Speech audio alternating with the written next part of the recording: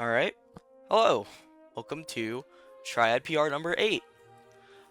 This season's breakdown of the rankings and reveals will be done by me.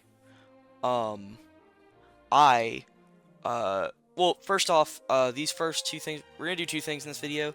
The first thing we're gonna do is we're gonna obviously go through the rankings, but we're also going to be revealing the graphic in this video, which will be uploaded at the same time as the premiere in the Discord. So, stick around if you want to see what the graphic looks like.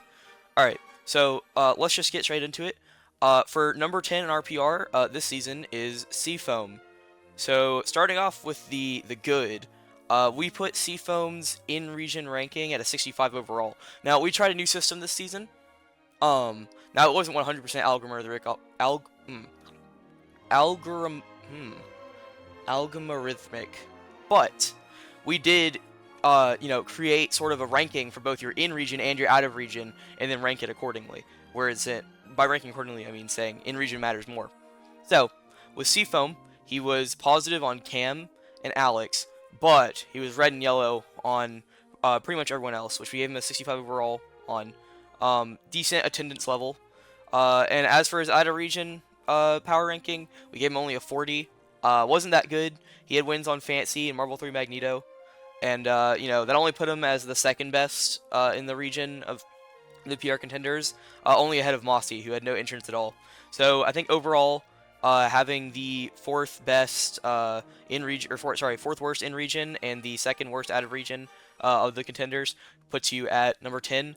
Especially because, notably, of everyone in the PR, he was tied for one bad loss. Most PR players didn't have one, except for one other one I'll reveal later, but Seafoam did unfortunately lose to Slime, which did knock him down a peg, which made it kind of easy to peg him at number 9. Sorry, number 10. Number 9, Master. So, Master actually had the second worst in region. We gave him a 50 overall. He's only positive on Alex AWG and Mossy, who are both, once again, in contention for PR. However, his out-of-region is significantly above Seafoam's, in our opinion. We gave him a 65 overall, with wins on Yo-Yo, Ferran, Slashy, Greenlight, and Fancy. So, we give him the edge on that one, on top of being the second most active player in the entire region. He gets bonus points for that. So, we just kind of... I mean, hey, so that adds up to success, he had no bad losses, and from here on out, except for that one player who actually has a bad loss, I'm not going to mention that again, because no one on the PR has a bad loss except for the upcoming player.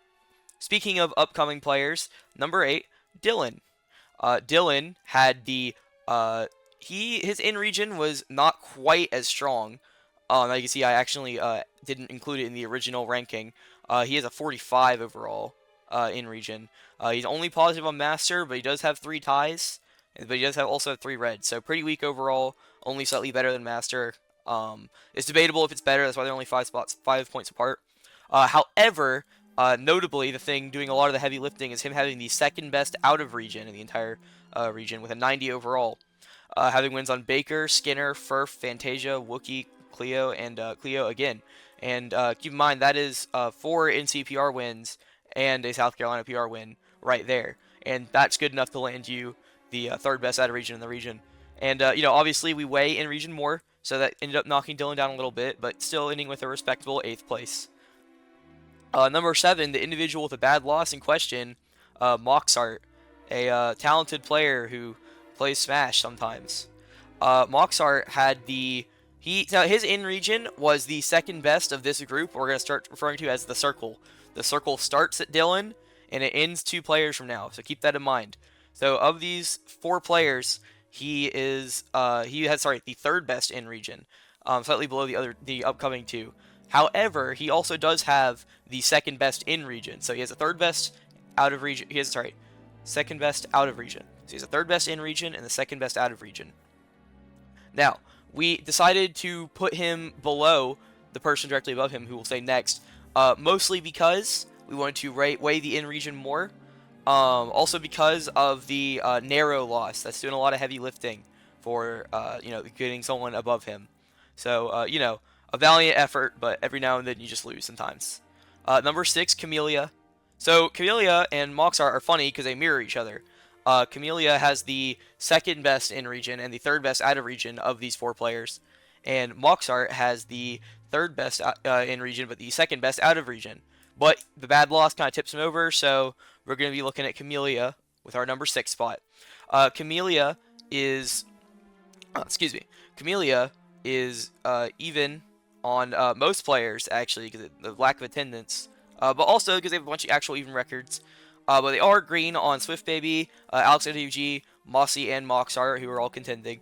And so we gave him a 70 overall for the in-region ranking. And as for out-of-region, he had these, like I said, the third best of the players in this circle that are really close together. Only slightly below Moxart, with wins on Big Vinny, Budwar, High Doblo, Fantasia, Humisa, and Zacto. Alright, and rounding out the circle is our 5th and final player from this tier below, that Swift Baby, number 5. So Swift had the best in-region by far of this. However, he also had the worst out-of-region by far of this group.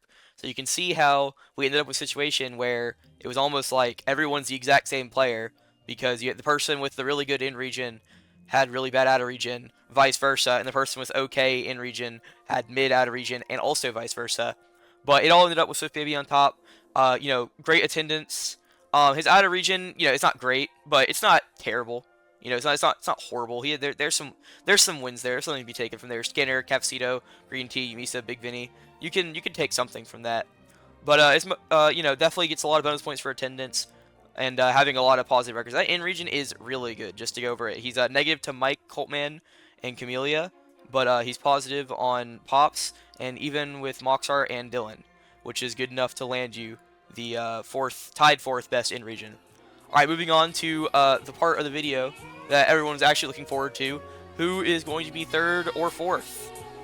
And number 4 is going to be Philly.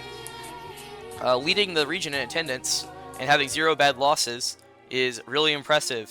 So, that is very impressive. And when you're also only negative to Pops, Microwave, Coltman, sorry, not Coltman. That was an error. Sorry, he's not negative to Coltman. So he's only negative to me, Mike, Pops, and Moxart.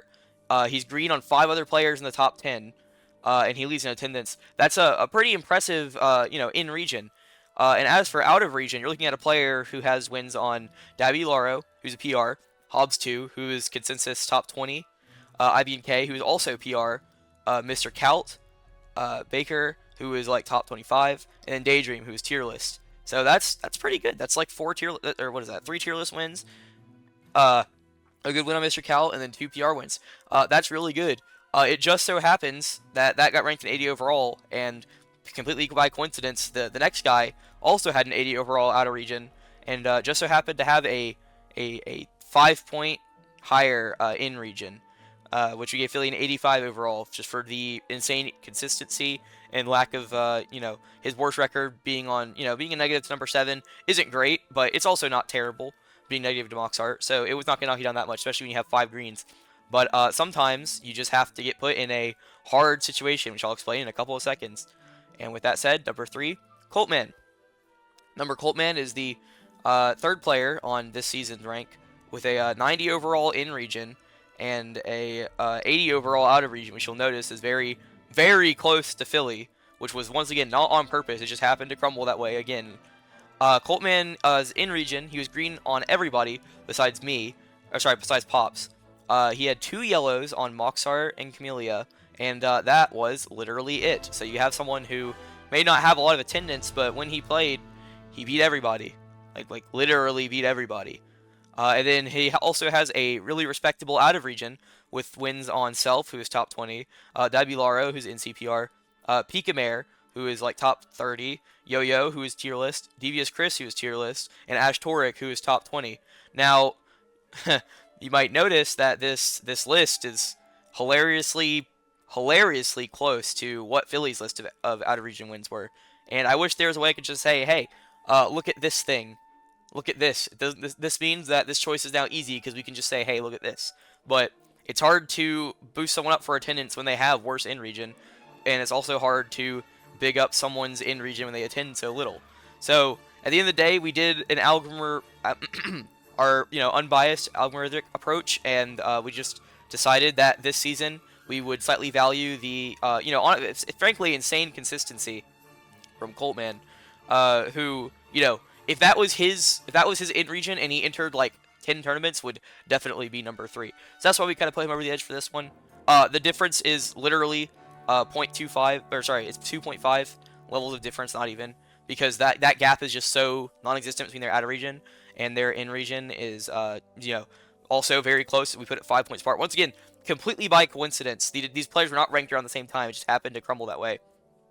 They weren't even ranked in order of anything. It was just, okay, let's rank this player, and then we hit the point where like, hey, are these two kind of close? And they were that close, and it's really annoying. And I hate having to make hard choices, but sometimes that is what you have to do. Okay, and number 2, we're getting to the part of the PR that no one cares about. Now we're in the upper echelon of North Carolina PR player, and number 2 is Microwave. He has a 90 in region because he's only negative to Pops, Coltman, but he only have mid attendance. Like his mid attendance isn't great, but then he just has the second best out of region in the region. Just to list off the wins, he has wins on Nas, Fantasia, Furf, Soda Juice, Spandex, Frappe, Fantasia, Frappe again, Radiaz, Ashtorp, Prom Queen, Frostbite, Dobby. Kind of blows everyone else out the water. You guys get the idea. Congratulations to Microwave for once again getting the silver. Okay, and lastly, number 1, Rob V1, seasoned Roy Main. He's been here before. This is nothing new. He had debatably the best in-region with, very few, with only 1 losing record, 2 Swift Baby, and green on everybody else. Rob V1 is just a master of consistency, a lot of entrance, barely any losses. And, he does have a yellow against Doggo King, but that's not the worst thing in the world. Also, his out of region was just by far the best, and if you wanted me to list off every single win that Rob V1 got out of region, I would be here forever, because Rob V1 is definitely the best out of region player in the region, which overall gives him the edge for number 1, and makes it kind of clear. Alright, so hope you guys enjoyed the ranking breakdown, and I cannot wait for everyone to completely agree with me 100% and everything that I said, and especially using all of my logic completely the same way that I would use it, and interpreting the data all the same. Now, time for the fun part. Let's reveal the PR. And there it is. Isn't she beautiful? Now, we are going to be releasing this as a Photoshop file, so you can do whatever you want with it. I don't stop you. You wanna change someone's alt? Go for it. You wanna put yourself in? Okay, go take someone else and just edit their name. It's not that hard. So yeah, cool. There it is. There's the season. Isn't that amazing? Wrapped up in a bow, kissed on the cheek and tucked into bed 5 days after the season ends. Isn't that extremely impressive? Thanks for watching, and try it forever. Oh, and one last thing. Fuck you, Mike Maddock. No, the theme of the season was not going to be a poorly drawn MS Paint joke. I am way funnier than that. And when I do want something to be funny, I put effort into it. So, no, fuck you. Terrible prediction, and honestly, I'm insulted.